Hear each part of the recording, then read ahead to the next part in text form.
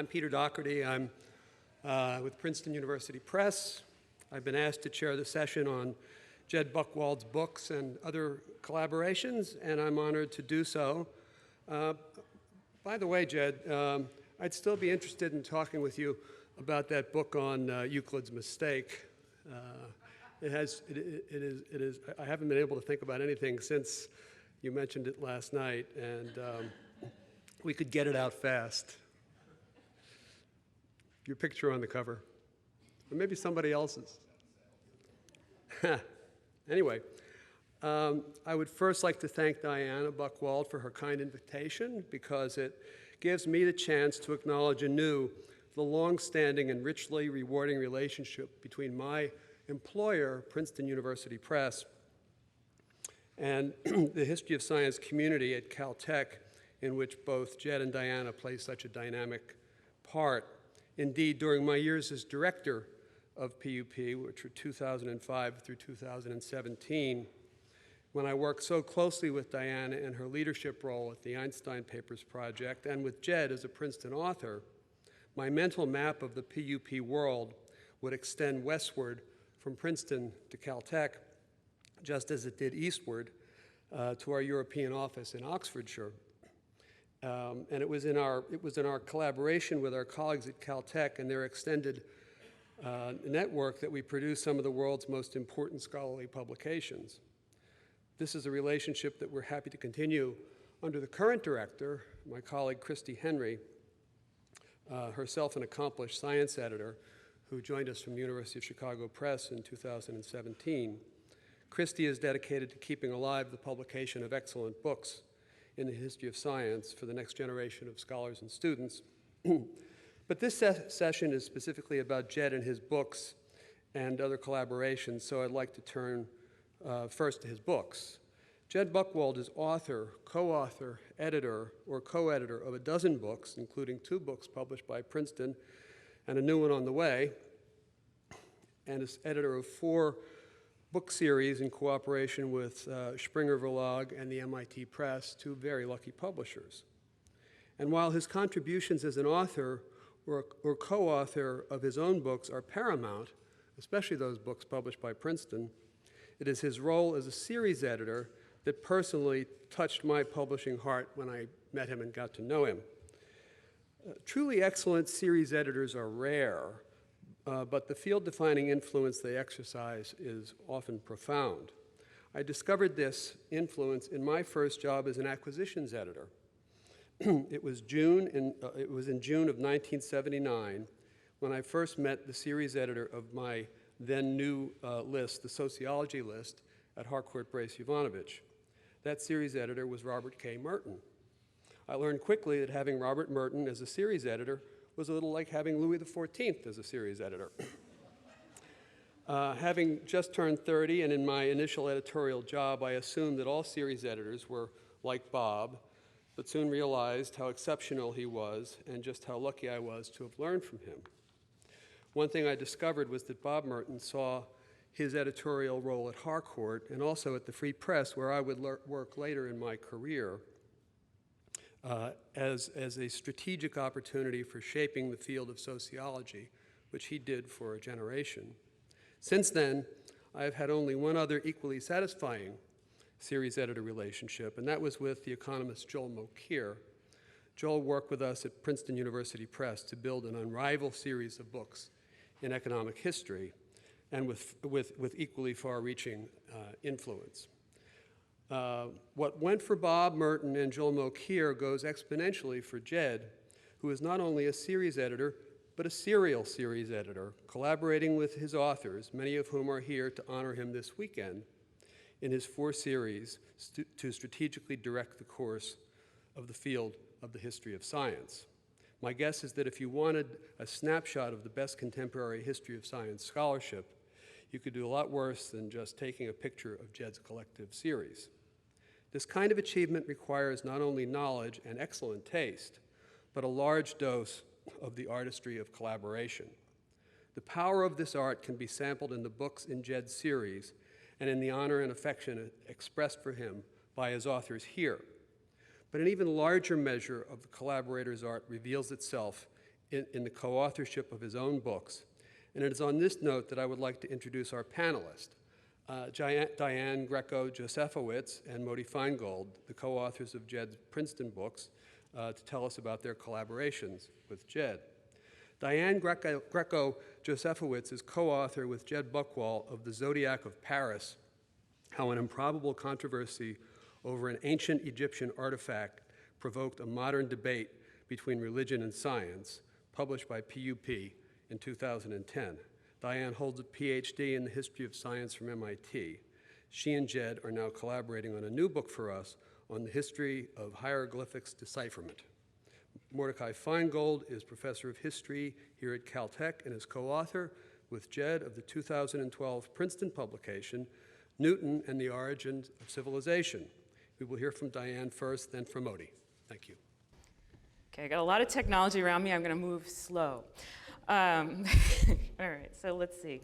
To start, thank you to Diana for organizing this event, and to Cindy for all the help she gave us in putting it together. Let me say, my name is Diane Josefowicz. Once upon a time, I was Jed Buchwald's doctoral student. I want to say, first of all, Jed, I never thought it would come to this.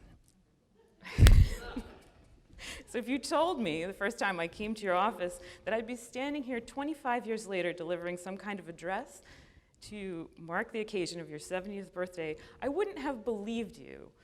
How is this even possible? I still don't quite believe it's happening. But be that as it may, we're here, and I'm giving this talk. I've titled it Word Problems. Let me explain the title. We've heard a lot in the past day and a half or so about the technical history of science, about internalists and externalists, and other fights that have been fought over the course of years. I'd like today to kind of talk about something else for a change, which is writing, and it's something I think we all have in common.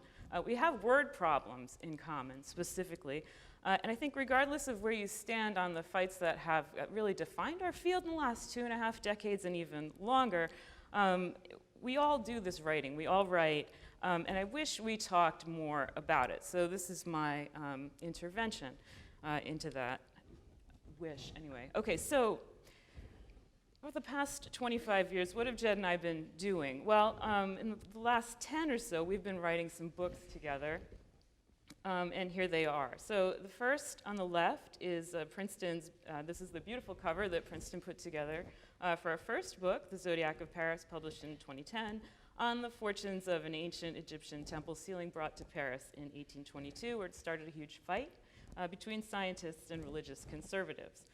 On the right is our homemade and much less beautiful cover for our new book on the decipherment of hieroglyphs, Egyptian hieroglyphs, and that's now in press at Princeton, and they'll put a much nicer cover on it. And eventually we will also have a title, I hope. You can see I'm going to run through some title possibilities here. You'll see this slide again with the same possibilities. If you have an opinion about this, please let me know, but also more importantly, let Jed know, okay, if you feel strongly about any of these possibilities. It'd be good to hear from you. Okay, so we finished this book, the second book, at the end of last year, anyway, I'll get back to it in a few minutes.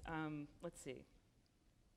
Okay, so in the next few slides in this talk, I'll tell you a little bit more about what it was like to write these books with Jed, followed by a few words about what this extended engagement with Jed and with writing has meant to me as a writer.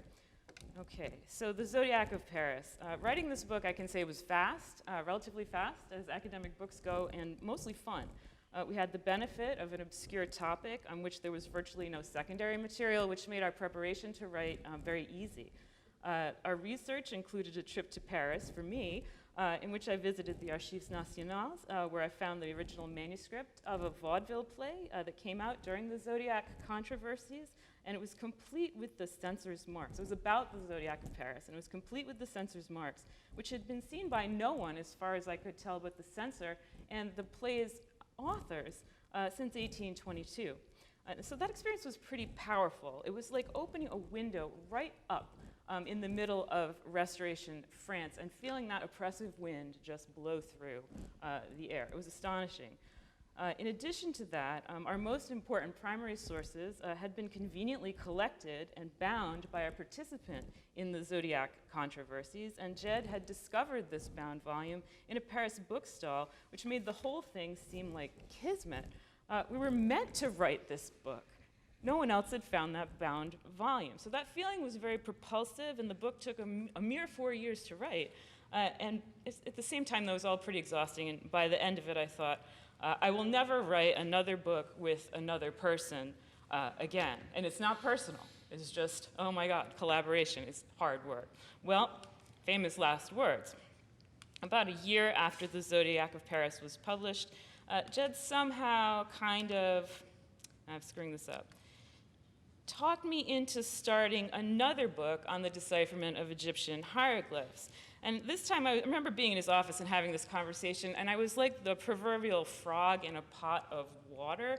And Jed was slowly turning up the heat underneath it and telling me that the existing scholarship was really faulty, which was guaranteed to stir me up, and that no one had done anything truly new with the material in 100 years. The archives in France, and it was really important, as Jed knew to me, that the archives should be in France, were rich and unexplored, and so on, until I was completely boiled, limped, objectionless, cooked, and to mix a metaphor, hooked, on this project. Okay, so this new book, it could not have been more different in the process of writing it from the first one. We had some real challenges from the outset.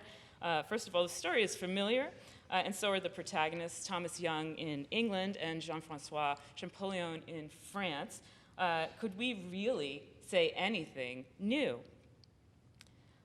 Plus, there was this huge secondary literature on the topic. We had a lot of ground to cover before we could even write the book's outline. And by that, I mean 6 months to a year of reading, just to get started on, before we could even write the first word. And the archives themselves, there were two problems here. For Thomas Young, there was almost nothing.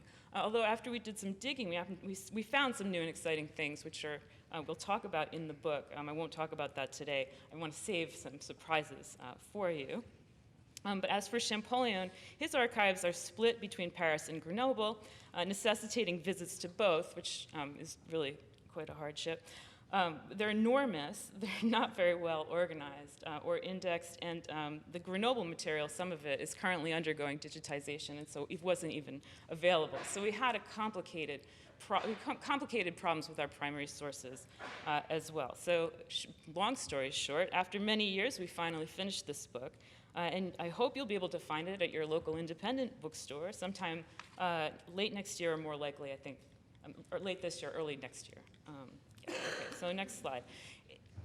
This is an animation I did, a couple of animations, to show in a different way what the writing process was like for each book. So here we have a map of Pasadena and a red Fiat. And let's see, so this is what I want to show you is the Fiat driving, and this is the kind of journey that the Zodiac of Paris, the writing of it, was like. Okay, now I want to show a couple things. It was fairly straightforward, right? Unfortunately, in the transition from my computer to this one, the map shrunk a bit, and so now we're still a bit off the map. This is actually kind of appropriate because, it was a fairly straightforward process in writing that book, but we were completely out of our comfort zones as historians. Neither one of us, maybe I shouldn't speak for Jed, but I knew nothing about Egyptology. So coming into that project I was definitely off my own map. All right, so in the next slide, you can see I've done the same thing, but this is my rendition of what writing the second book was like. Off the map again. All right, so there you go. All right, so that's a little different. Okay, so where was I? So I want to point out something else. If you've ever let Jed take you anywhere in his car, you may recognize the style of getting from point A to point B in the second slide. And this is a point I'm going to come back to. All right, so I thought about driving with Jed when I saw the title for this conference, looking back as we move forward. And I thought maybe Diana was making a subtle joke about, about Jed's driving.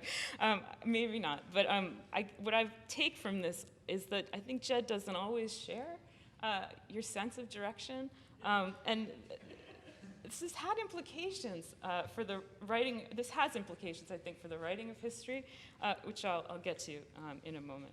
All right, this is what I almost titled our talk. I hope you know Seinfelds Show. Some of you might, historians in cars getting coffee. And I chose this, I selected this because I want to be clear about something. Hanging around with Jed is really fun. And driving around with Jed is even more fun. I could drive around in circles all day with Jed Buchwald. He drives fancy cars, which I don't. He likes to drive, which I don't.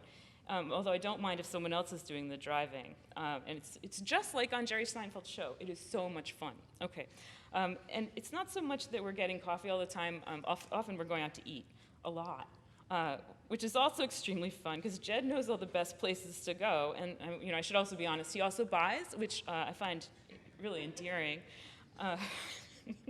So we've had some great sushi, one memorable adventure in barbecue, and one time we checked out a new hip farm-to-table restaurant, which is not something, and I'm showing my California ignorance here, it's not something I expected to find in Pasadena. And this is not to mention all the nights we ate at Jed's place with Diana, and sometimes also with friends and family, including my family, Jane and Matthew, who are here today, and you'll meet them. They're fantastic, fantastic folks. Okay, so let's see. So, all right, yes, directionality. This is two views of the current manuscript that's in press. And see, the thing is, when we're not just driving around in circles together and going out to eat, we get some work done now and then. And so here are the front and rear views of this manuscript we've just finished. It's in late draft form. Each clip, this is my process I'm showing you. You can see on the right side, each clip holds all of the revisions of a section organized in reverse chronological order, so it's possible to look backward and see how a section has evolved. Now, so this is my process. Jed, I think, does something a little different. He keeps things in a folder. He backs up everything to various places, hard drives and stuff that are located like under his desk and in his house and probably in some other locations I don't know about. But my pile shows something that I think might not be visible in Jed's process, which is that we write draft after draft after draft. So every part of our book has been through extensive revision. And it's really rare to find a collaborator who can tolerate this. And let me be clear about this. It's rare to find a collaborator who can tolerate me and my standard for what counts as a good enough revision and ultimately a good enough book. Okay, so now we come to the part of the talk where I'm going to present a couple of ideas on writing, the writing of books, and what we're doing when we accomplish the writing of a good book. I'm going to try to do this quickly and also gently. I think it's a tender subject. I taught writing for many years, and everyone thinks they know all there is to know about writing, and then they put something down on paper, and then that's when you see the difficulty, and everyone gets really uncomfortable. So I will go over this, I hope, quickly. Okay, so the ideas. So what is a good book? What does it accomplish? I would say that a good book induces a particular state in a reader. It induces a state of comfort and interest, and it keeps the reader in that state. Getting someone into that state, I think, is not too hard, but it's not losing them in the process of telling the story. That's the difficult thing. It's really easy to lose a reader. So how to theorize this? A long time ago, the pediatrician Donald Winnicott and the psychologist Claire Britton Winnicott introduced something called a holding environment. Now, they both did psychotherapy, and they described good psychotherapy in these terms as a good holding environment.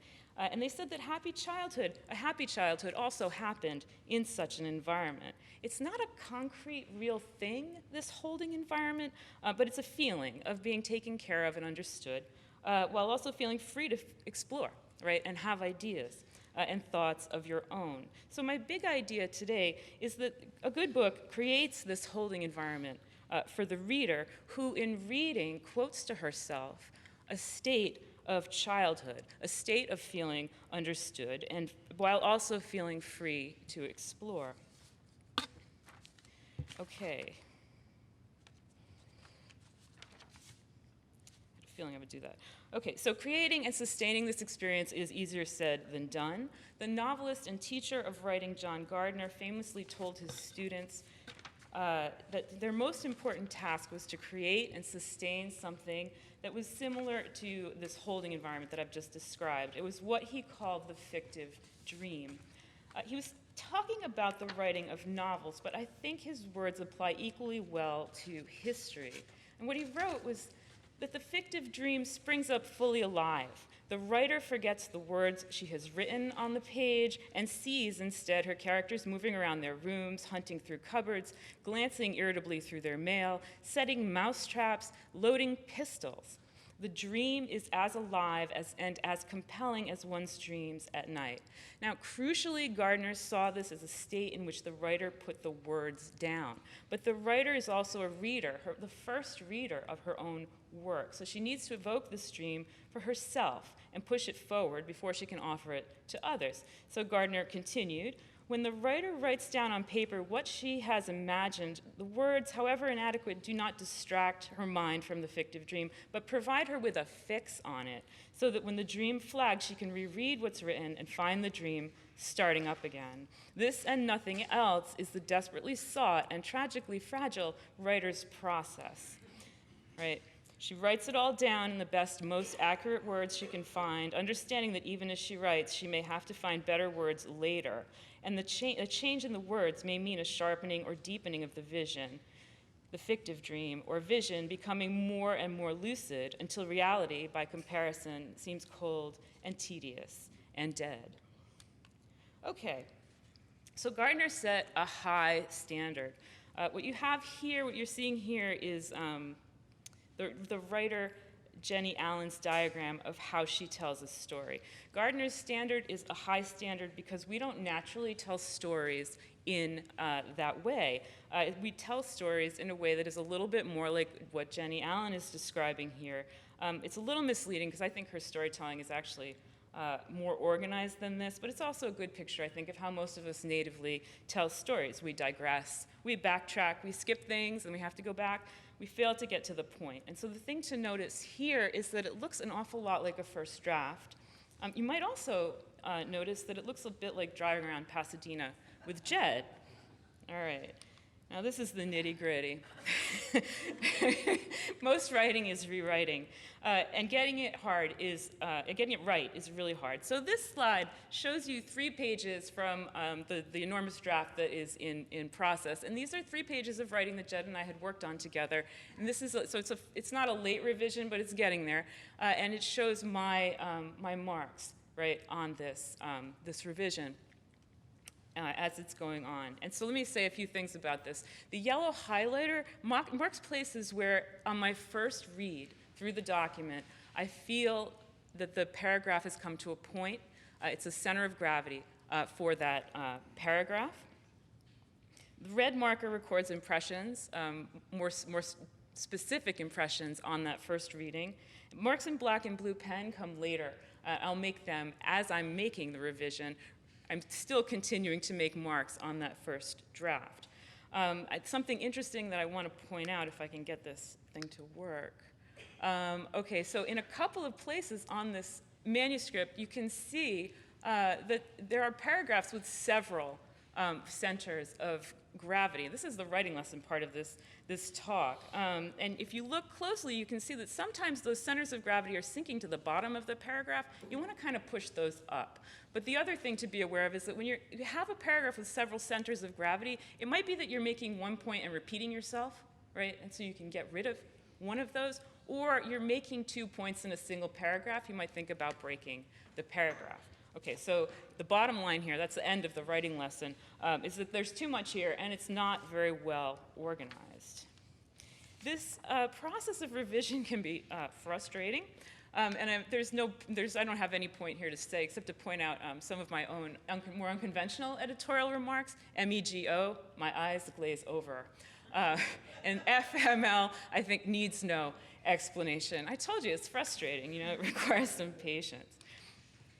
Okay, one more story. This is a photograph of the funambulist Philippe Petit on his incredible walk between the Twin Towers in New York City.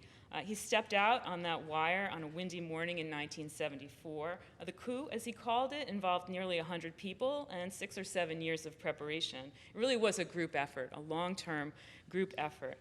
One of the members of his group was his childhood friend, Jean-Louis, and I want to say something about this friend and what he did to make sure that Philippe actually got out onto the wire. Not to make sure he was safe, but to make sure that he felt safe enough to make a start. And so most of the details I've taken from the story are from Man on Wire, the 2009 documentary about this adventure. And the film, in turn, is based on Petit's memoir of this event. So his children, Philippe and Jean-Louis, played together. Philippe played in the backyard on a slack wire hung between 2 trees. Jean-Louis, who liked archery, shot arrows into those trees and into targets hanging off them.